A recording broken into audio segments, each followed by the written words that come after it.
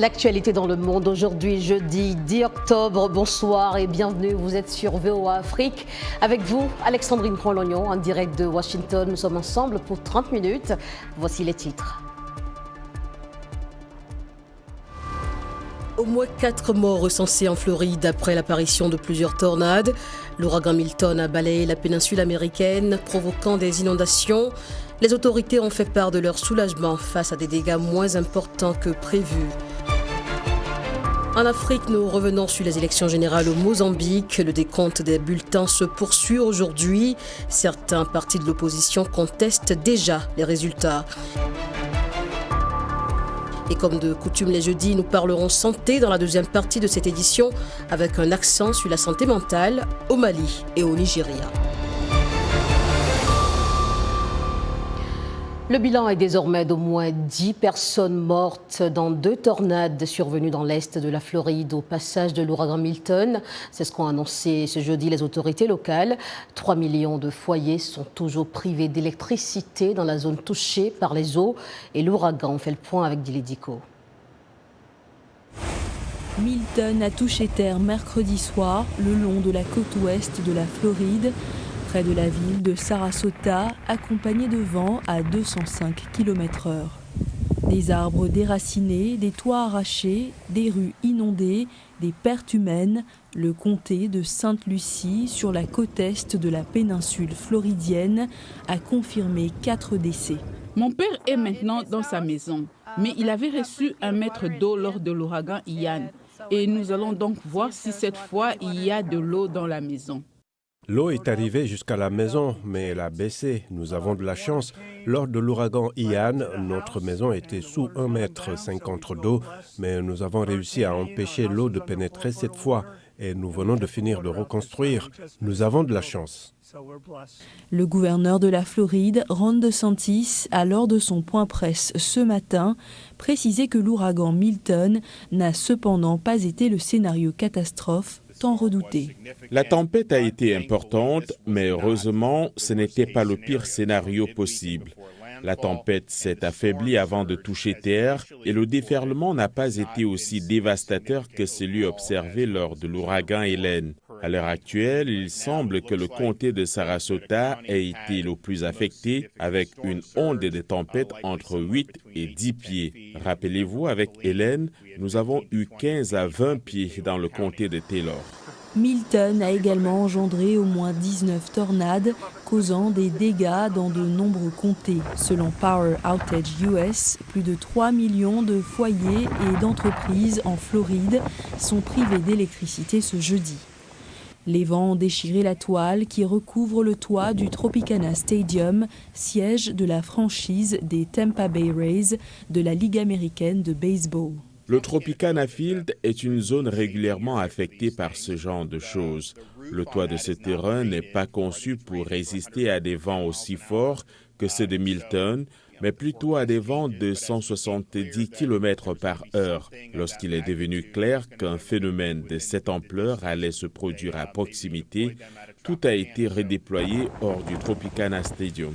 Rétrogradé mercredi en fin de journée en catégorie 3 sur 5, l'ouragan Milton a encore diminué de puissance en ouragan de catégorie 1, mais enregistre jusqu'à présent des vents puissants. La Floride, 3e État le plus peuplé du pays, attirant de nombreux touristes, est habituée aux ouragans, mais la récurrence et l'intensification de ce phénomène climatique inquiètent de plus en plus les scientifiques. 28 personnes sont mortes dans une frappe israélienne sur une école abritant des familles palestiniennes déplacées de la bande de Gaza. C'est selon les secouristes. L'armée israélienne a affirmé avoir mené une frappe aérienne opérant dans des bâtiments ayant servi auparavant d'école. Par ailleurs, la force de l'ONU déployée entre le Liban et Israël, la FINUL, affirme que les troupes israéliennes ont tiré de façon répétée sur ces positions, faisant état de 2 casques bleus indonésiens blessés, ce qui a déclenché une levée de boucliers diplomatiques. L'Italie, premier pays occidental contributeur en termes d'effectifs à la FINUL, a condamné des actes qu'elle qualifie d'intolérables. Rome, qui accuse l'État hébreu de possibles crimes de guerre, a convoqué l'ambassadeur d'Israël qui, selon le ministre italien de la Défense, Guido Crosetto, n'a pas été en mesure de fournir des explications. Intéressons-nous à présent à la présidentielle américaine. Un comté de l'État de Wisconsin joue un rôle disproportionné dans la victoire des démocrates ou des républicains à la Maison-Blanche en novembre, selon les analystes. Véronica Balderas-Iglesias de la VOA nous amène dans le comté de Dan, où la lutte pour influencer les votes s'intensifie à l'approche de l'élection. Le récit est de Rosine Munezero. Gagner le Wisconsin, un État pivot ou swing state, pourrait faire basculer le candidat démocrate ou républicain à la Maison-Blanche. En 2016 et en 2020, cet État a été remporté par moins d'1% des voix. Alors que la plupart des comtés du Wisconsin penchent vers le conservatisme, Dane, le deuxième plus grand comté de l'État et siège de l'Université du Wisconsin, est un bastion libéral. La candidate démocrate Kamala Harris devrait l'emporter ici, mais c'est le nombre de voix qu'elle obtiendra qui compte.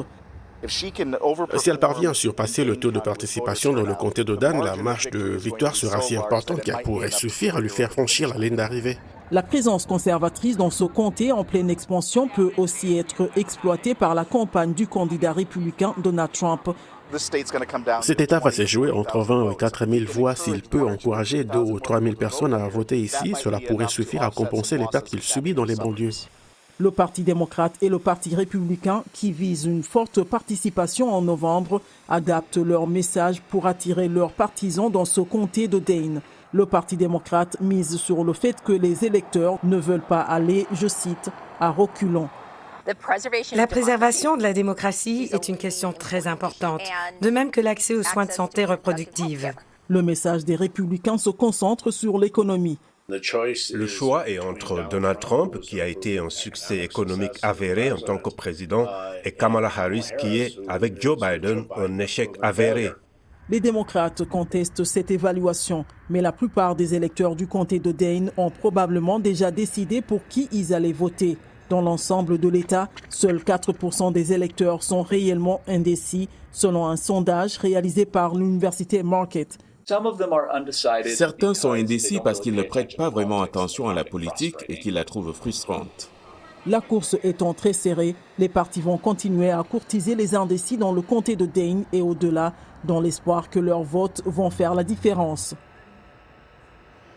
Et ce drame qui touche la diaspora africaine au Canada, le corps d'une étudiante congolaise qui fréquentait l'université de Trois-Rivières au Québec, a été retrouvé mardi sans vie dans une rivière près d'une semaine après sa disparition. La disparition d'Alexandra Lumbayi, 21 ans, a suscité un vif tollé dans la communauté africaine de la ville. Eddie Sango a joint au Québec l'ambassadeur de la RDC, Joska Kabongo Ngoy.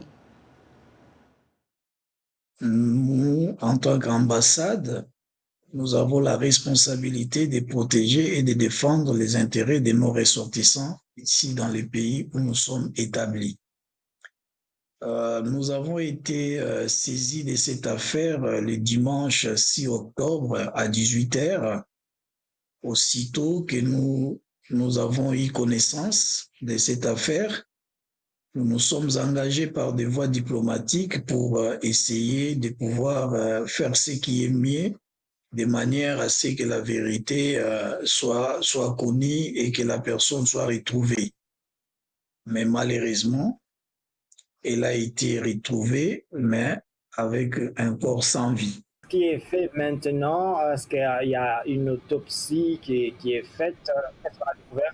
Ce qui est fait maintenant, nous avons demandé aux autorités compétentes du Canada, que je remercie par votre intermédiaire, de pouvoir procéder à l'autopsie. C'est ce qui est en train d'être fait. Mais nous avons aussi demandé à ce que donc on puisse associer la police scientifique.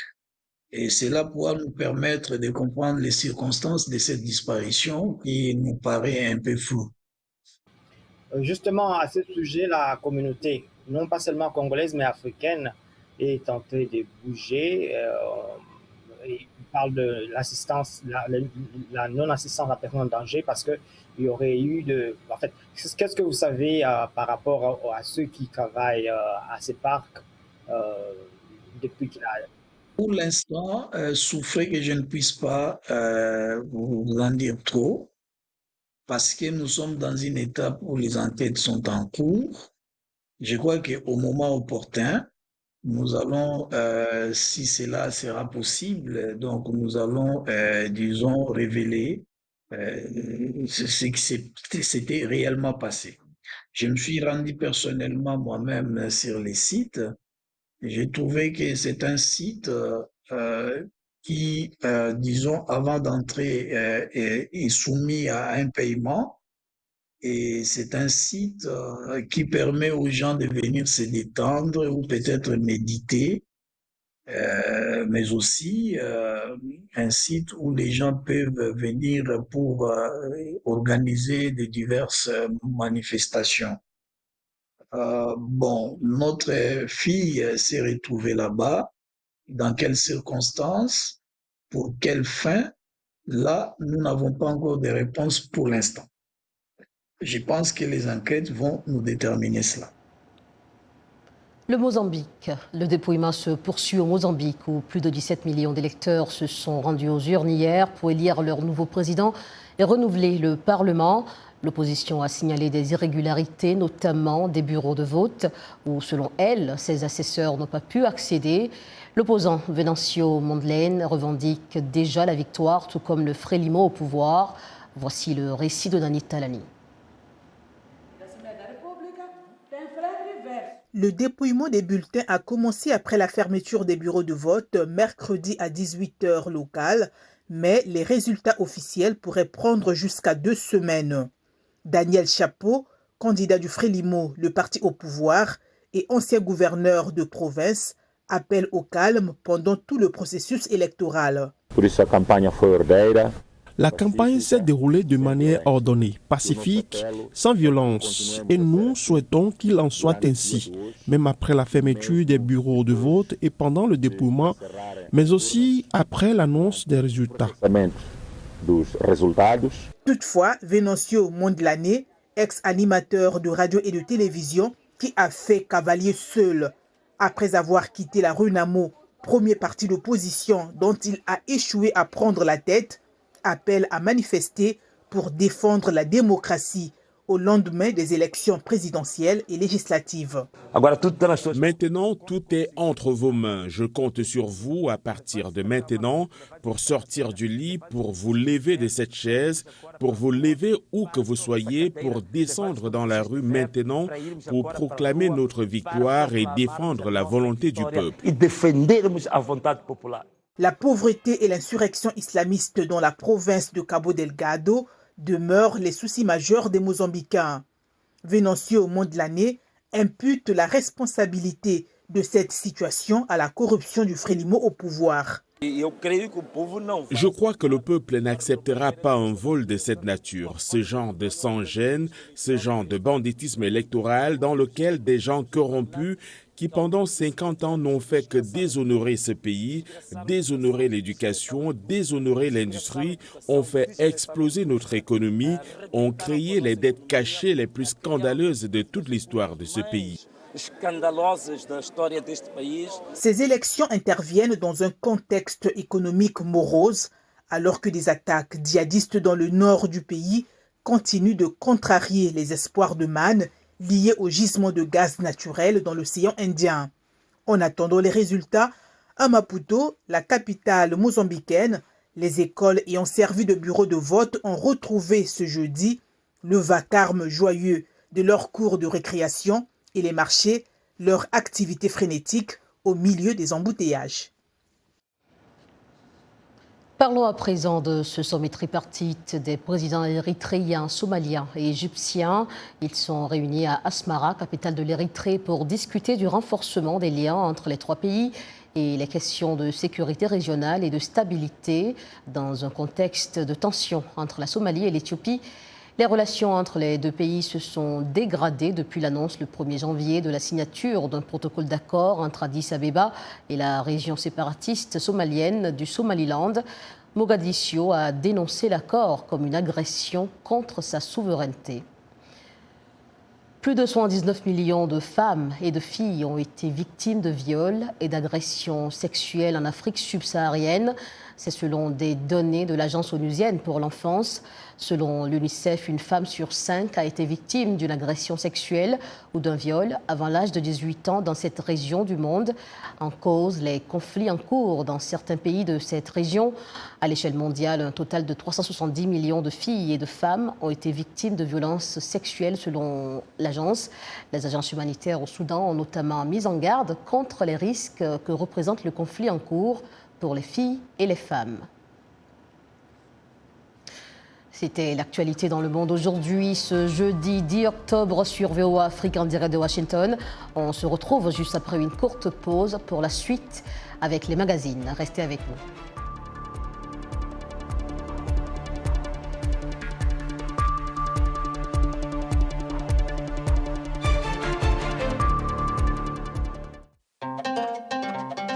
Dans des Full B, votre nouvelle émission tous les vendredis de 16h30 à 17h temps universel sur VOA Full Day. Dans des Full B braque ses projecteurs sur les jeunes, leurs ambitions, leurs projets, leurs défis. Dans des Full B, c'est aussi la vie de la communauté Peul, sa culture, son identité, sa résilience et son avenir dans un monde qui change. Restez connectés et découvrez toutes les facettes de cette vaste communauté, riche par sa diversité. Dans des Full B en FM, ondes courtes, sur la fréquence des 7630 kHz, sur nos réseaux sociaux et à travers nos stations partenaires en Afrique. Dans des Full B de 16h30 à 17h temps universel sur VOA Full Day.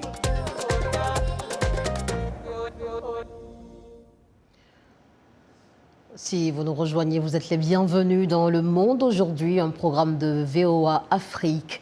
La suite de cette édition avec des sujets santé, comme on le fait habituellement les jeudis. Au Mali, l'un des principaux hôpitaux de Bamako utilise le théâtre pour aider les personnes souffrant de maladies mentales. Dans le cadre de ce programme de traitement, les patients bénéficiant de soins psychiatriques se produisent en utilisant le genre théâtral traditionnel, le Kotéba. Davantage avec Michel Joseph. Au cours du service psychiatrique du Point G, l'un des principaux hôpitaux de Bamako, un petit groupe de patients danse au rythme d'un djembé, tambour traditionnel d'Afrique de l'Ouest.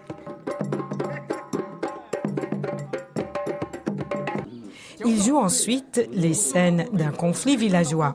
Un jeune patient, Mamadou Diarra, crie sur un autre en bambara.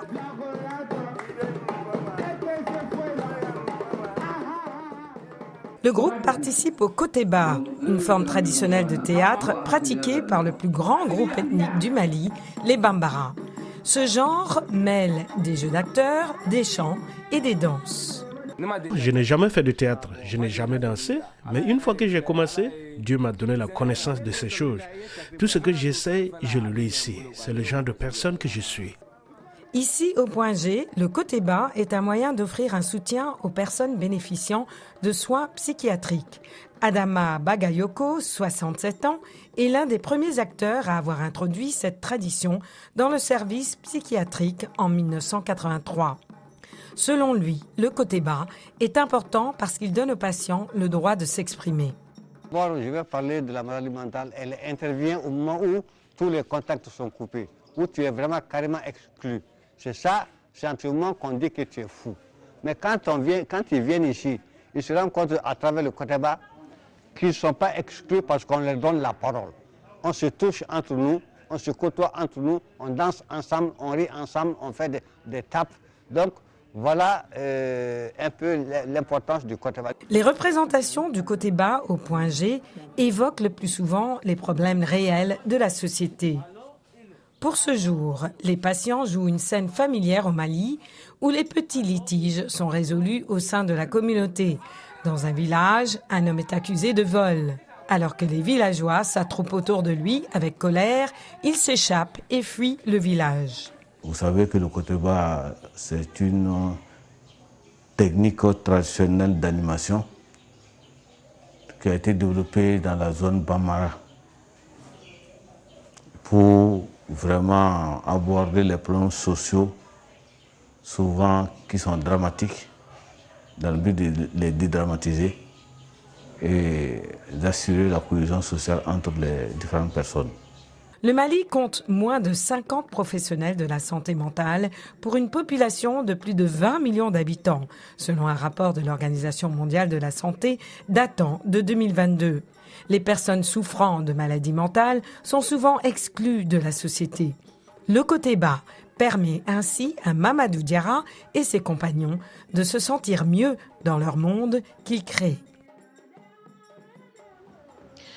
Parlons de santé et de spiritualité au Nigeria. À présent, le Nigeria est un pays religieux et bien que les professionnels de la santé publique puissent apprendre sur le lien entre la santé et la spiritualité, certaines personnes dans cette nation d'Afrique de l'Ouest choisissent les camps de prière plutôt que la médecine orthodoxe et les hôpitaux.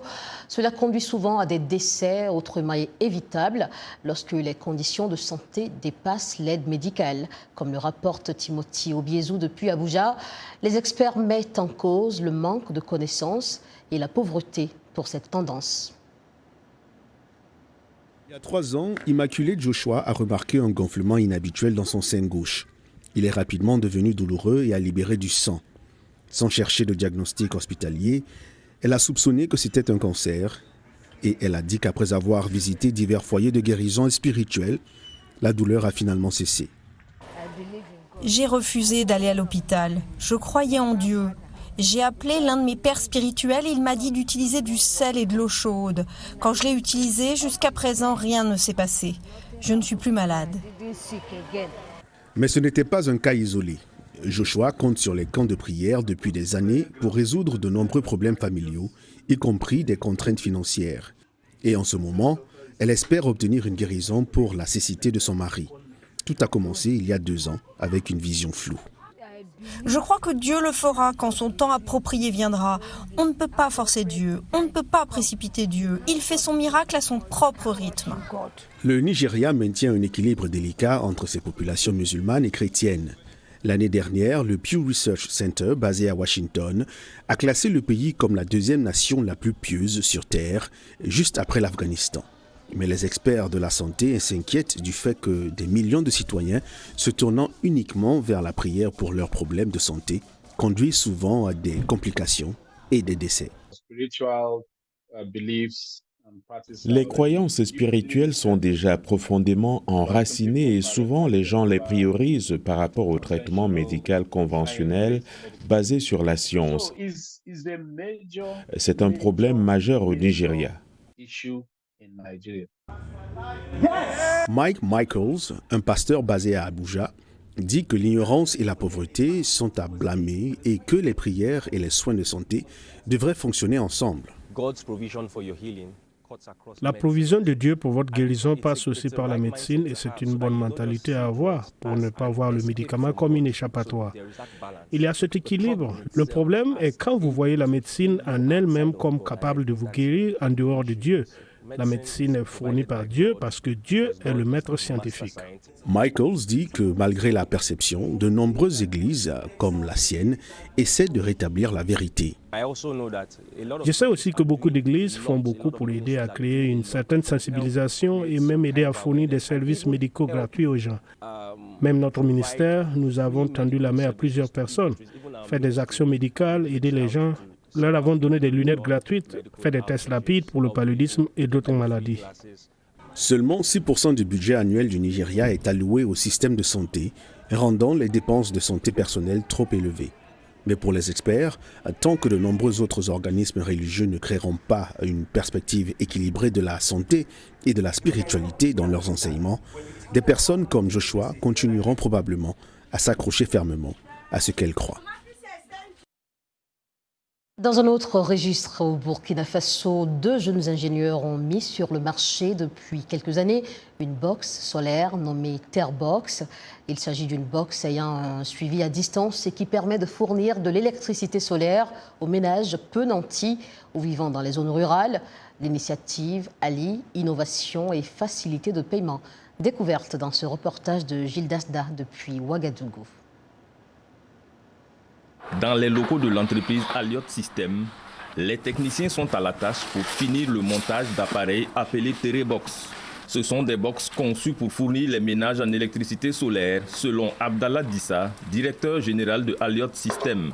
C'est la box Terebox qui inclut donc l'électronique, le système de contrôle, le système de paiement, le PayGo, la communication à distance et voilà, les différents connectiques pour aller donc distribuer l'énergie dans la maison et aussi le panneau solaire qui va donc produire l'énergie journalière stockée dans la batterie à l'intérieur et pouvoir aussi injecter au cours de la journée. La box est fournie avec un ensemble de matériel dont une radio, une télé, un ventilateur et des ampoules.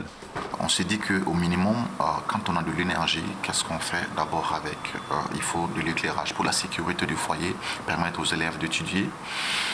Suffisamment d'éclairage, parce que ce n'est pas seulement pour les élèves, la ventilation que j'avais oubliée, qui permet donc d'avoir, voilà, dans nos pays chauds, là, d'avoir quand même quelque chose pour un confort minimal. Donc voilà, l'éclairage, la ventilation, la télé, une torche aussi, et puis une radio. Enfin, tous ces produits sont inclus dans ce kit-là. Nous avons rencontré cette cliente. Abibou Zoundi habite à Taaptenga, une zone d'habitat spontané sans électricité dans la périphérie de Ouaga. La box a beaucoup d'avantages. Depuis que je l'ai, nous ne dormons plus dans le noir. On a désormais de la lumière. Je n'ai pas eu de problème avec le matériel, hormis mon poste radio qui était tombé en panne. Mais ils sont venus le réparer. Mes enfants, eux, peuvent suivre la télé à tout moment. Ça a été très bénéfique pour moi. Noé Nabaré lui a installé la Terebox dans son commerce pendant la période de délestage qu'a vécu Ouagadougou. Et depuis, sa boutique ne fonctionne que par ce système.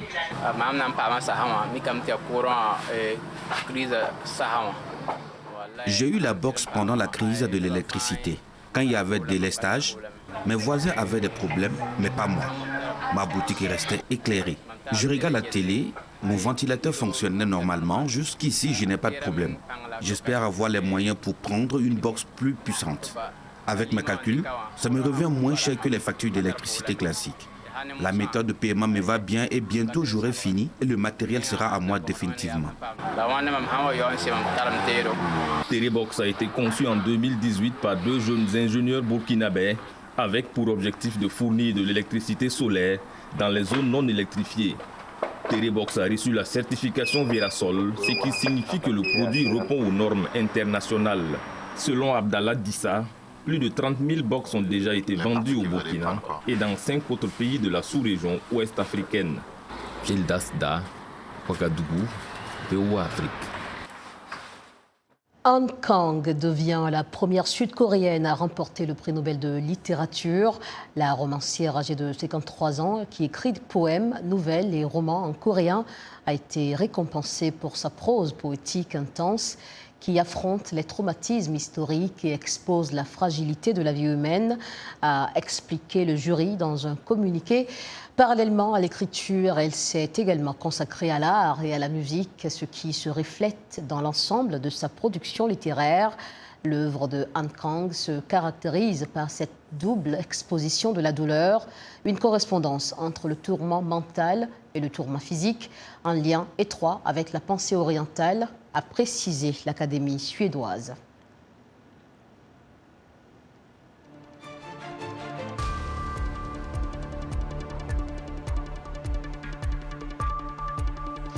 C'est la fin de cette édition Le Monde aujourd'hui sur VOA Afrique depuis Washington. Merci d'avoir été des nôtres comme d'habitude.